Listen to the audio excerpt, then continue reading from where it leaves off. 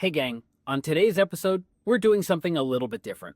So, one of Oliver and Ellis's grandfathers passed away before they were born. He had a rather sizable sports card collection. Some of it, junk wax era stuff, not really worth too much, but a lot of it was very valuable. Sets from the 70s, from the 60s. Today, we're going to look at a 1961 set, and he even has some 1952 cards, which is one of the most valuable sets out there. So today we're going to visit the family member who's been keeping those cards. We're going to look through some of his best cards. It's pretty cool. So come on, let's go.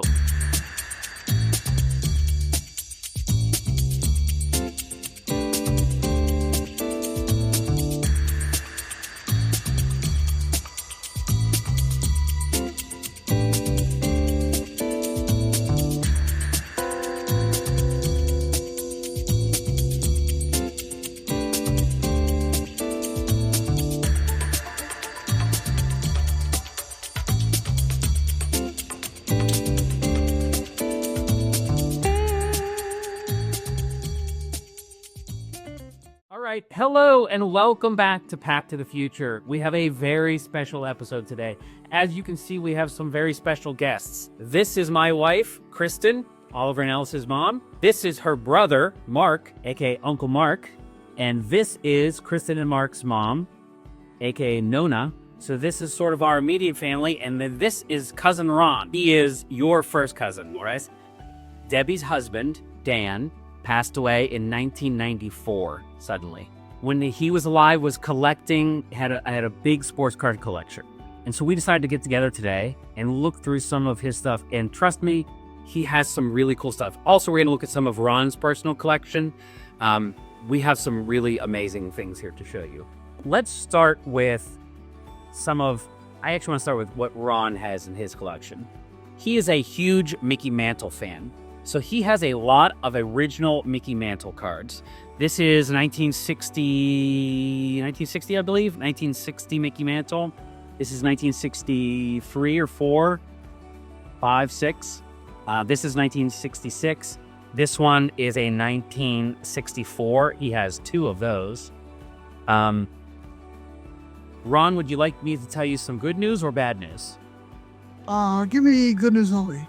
Good news on the, okay, long life and lots of health. So you have 2 of these cards. One of them, this one, which is in a slightly better case, has writing on the back. Somebody wrote the year that it is, 1964 on it. Was that a young Ron Regal that did that? No. I bought Bought it like that? It has a little bit of damage. I mean, it's an original Mickey Mantle card, so it's still worth a pretty penny. This one, though, is in fantastic shape. I am not a professional grader, but I would guess that this would be, so on a scale from 1 to 10, you obviously want a higher number. This would be probably a 7-ish. 6, 7, maybe you would get an 8.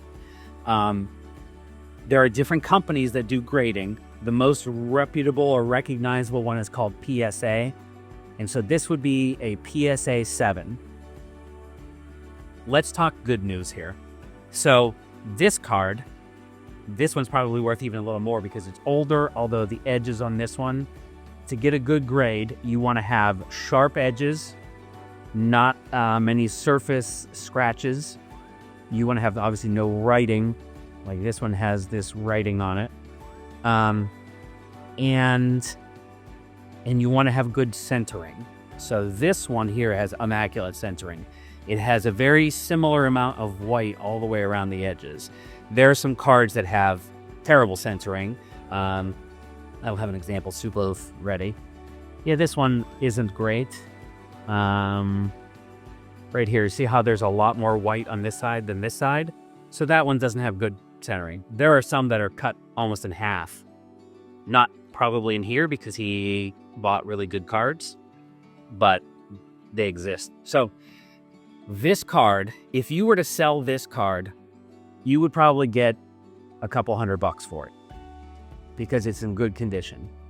But if you send this card to PSA to have it graded, costs about $25 to have it graded, and it comes back with a PSA 7. I looked on eBay while you were in the other room. The most recent PSA 7 of this card sold for $2,300. So having it graded and come back with a good grade, it sort of, takes the value way up. It also is, when you grade it, they put it in a permanent case. So no dust, no scratches can get on it. It preserves it. So yeah, you have some really nice Mickey Mantle cards. So if you were to have this graded and sell it, you get $2,300 right now. What do you think you bought it for? $10. $10. Amazing. And you kept these in really good condition. I mean, I'm sure this probably didn't leave the case since you bought it. No, it was. Can I ask a question? Yeah. The Mantle card that has the writing on the back, Yes. we can still get it graded. Sure. It's going to come back at a lower. Do you know how much lower that would be because of the little pen mark on the back? Yeah, a couple of points of marks from 1 to 10. This, again, not a professional grader, but look, the centering is off on this one. It's a lot thicker on this side than on this side. If you look very closely, you can see the corners are a little dinged up here. It's got the writing on it. But the front centering is excellent. So, and older cards today, a card from the 2000s, if it has these corners on it, it would get like a 2. But cards from the 50s and 60s, when they have these corners on them, they're going to get, this is probably still like a 3 or a 4 maybe. And it's still going to be worth many hundreds of dollars. We bought those a lot for fun back then. Yeah. I remember my buddies in the neighborhood get together. I have some cards. They get about 4 feet from our house and throw them. Yeah. Whoever land the closest, you got no their cards. So that's what I meant. I'll put it in your bicycle. And the bike's full. Most nights are found. So we didn't think about. Right, the value. And that's why they're worth so much today, because they printed a lot of them, but most people didn't, keep them in take good care of them, keep them in good condition. So the ones that are in good condition are worth way more. So those are some of Ron's best cards, his Mickey Mantle cards.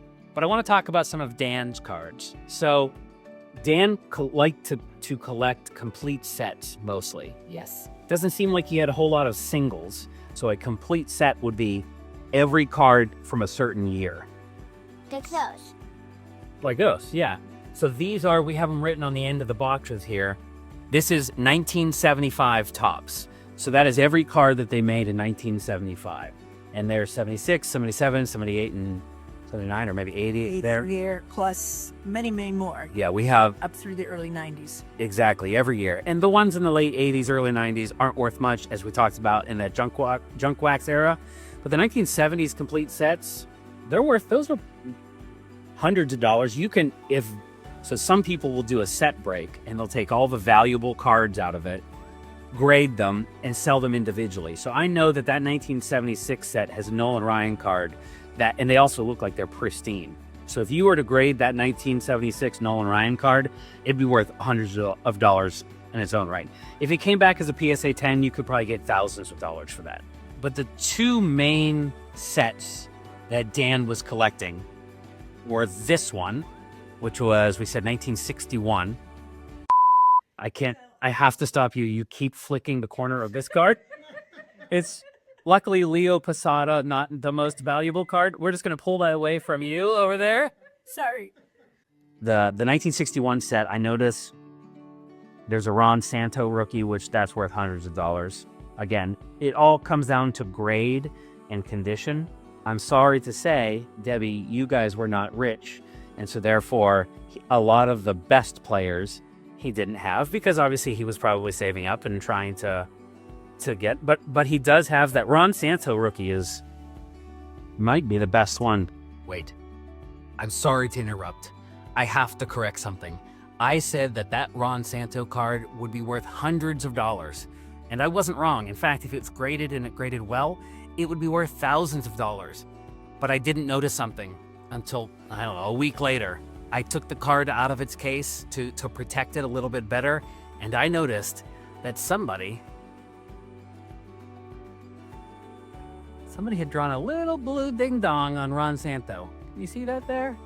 There's just a little blue. That means this card goes from being worth potentially thousands of dollars to being a novelty. Don't color on your cards. Even if it's anatomically correct. It just kills the value. It hurts my heart, but it's also pretty funny. I'd like to think that Dan did this as a practical joke. I don't think he did, but I'm gonna tell myself that. Okay, back to looking at some more cards. How much are those worth? These cards? Yeah. So, if they're ungraded, in not fantastic condition, they would sell for a couple of dollars.